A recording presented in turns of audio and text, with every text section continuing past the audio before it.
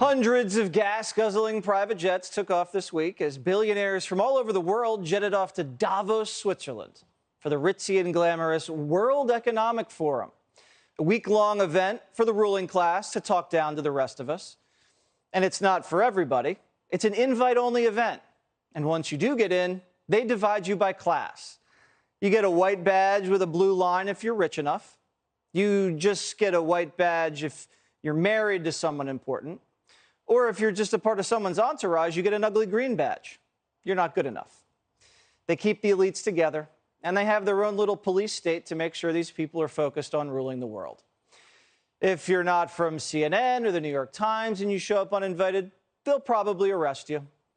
And it's all headed up by a guy named Klaus Schwab, who's pretty much running a one-world government here. He kicked off the week by saying the future is theirs, not yours. The future is not just happening. The future is built by us, by a powerful community as you here in this room. We have the means to improve the state of the world. And the way they start is by tracking you. If you go deep in the weeds in what these people are saying at this place, they're openly scheming up some of the craziest plans you'll ever hear of, like tracking your carbon footprint. We're developing, through technology, an ability for consumers to measure their own carbon footprint. What does that mean?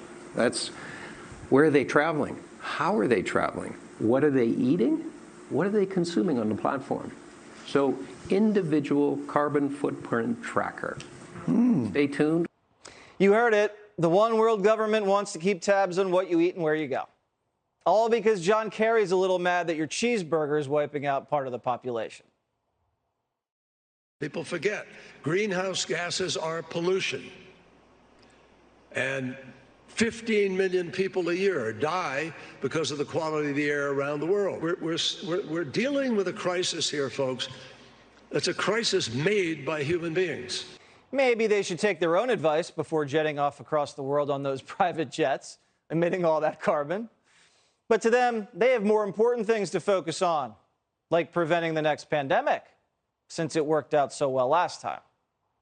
If it comes 10 years from now, we should have far, far better diagnostic technology. That is, be able to scale up every country within a month to diagnose their entire population. We're a little distracted right now, so getting the debate going is happening slowly.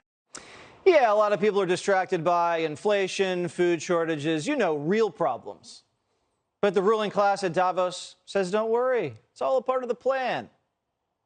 We need to accept that there will be some pain in the process. The pace that we need will open up for missteps. It will open up for shortages on energy. It will create inflationary pressures, and maybe we need to start talking about that pain is actually worth it. If you have all the money in the world, the last thing you have to worry about is inflation.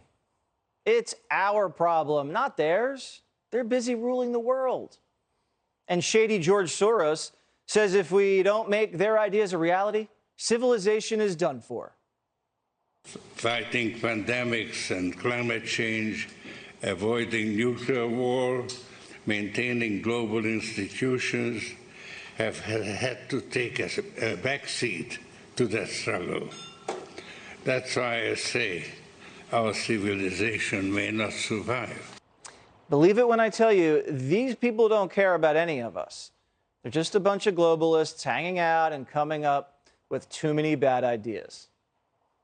Rand Paul, Kentucky senator, and he joins me now. Should the American people be scared when the richest people in the entire world get together at a swanky conference and hatch these crazy ideas about how to make our lives better?